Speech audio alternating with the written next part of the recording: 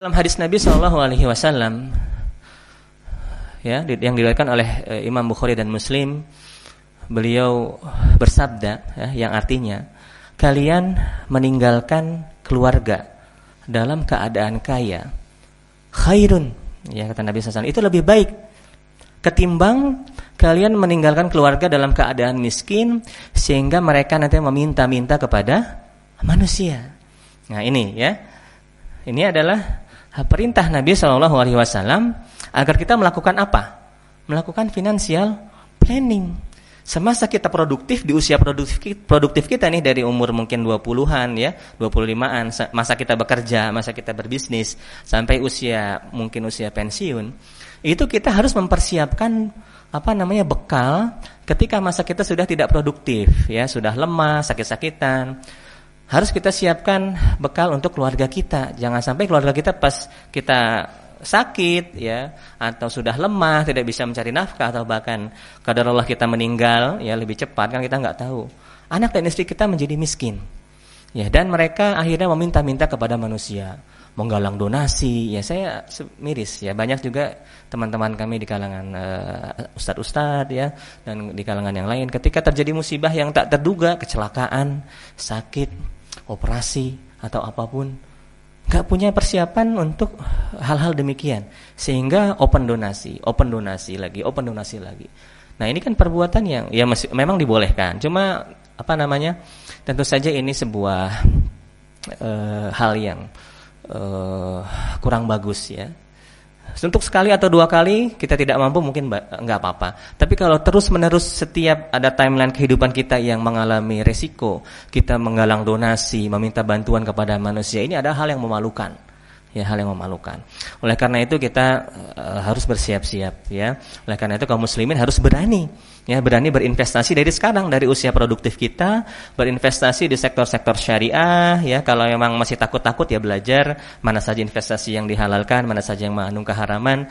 Kemudian yang masih merasa nyaman dengan investasi-investasi yang konvensional, segera bertaubat, ya, segera bertaubat kepada Allah dan melakukan hijrah finansial, investasi di sektor syariah. Ya, jadi investasi di dalam Islam ini sangat dianjurkan, bahkan diperintahkan oleh Nabi Sallallahu Alaihi Wasallam, bahkan sudah dicontohkan sejak ribuan tahun yang lalu oleh Nabi Yusuf Alaihi Salatu Wassalam untuk melakukan financial planning, ya, melakukan mitigasi risiko atas risiko-risiko yang mungkin terjadi, risiko-risiko finansial yang mungkin terjadi di masa yang akan datang.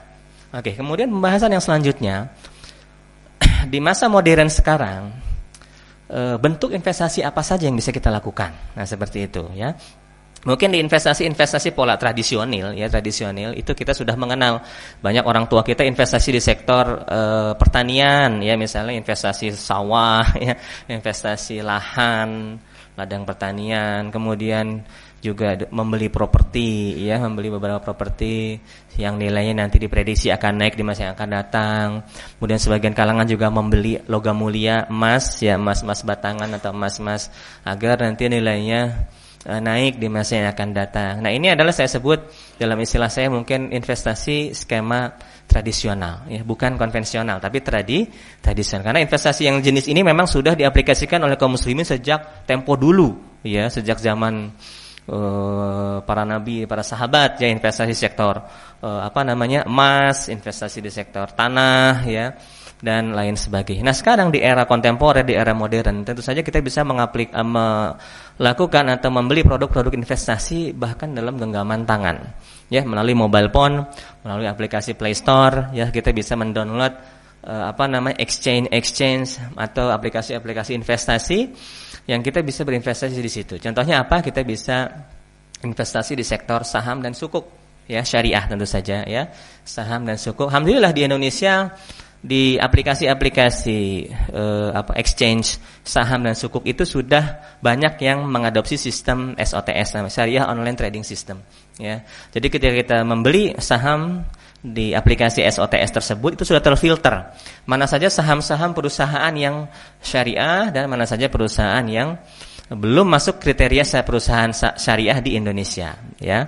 Nah, itu ada beberapa rasio. Kalau rasio syarat di antaranya rasio keuangan, rasio hutang berbanding modal, rasio aset non halal ya. Nah, itu yang dijadikan acuan apakah sebuah perusahaan masuk kriteria perusahaan syariah atau perusahaan konvensional. Nah, kalau kita bahas rasio-rasio itu mungkin nggak cukup ya. Nanti mungkin ada kesempatan yang lain atau bisa nanti browsing di YouTube yang banyak ustaz-ustaz yang menjelaskan demikian. Nah, di aplikasi-aplikasi seperti ini itu sudah terfilter mana saja saham yang syariah itu bisa kita manfaatkan ya, yang nilainya nanti naik atau turun.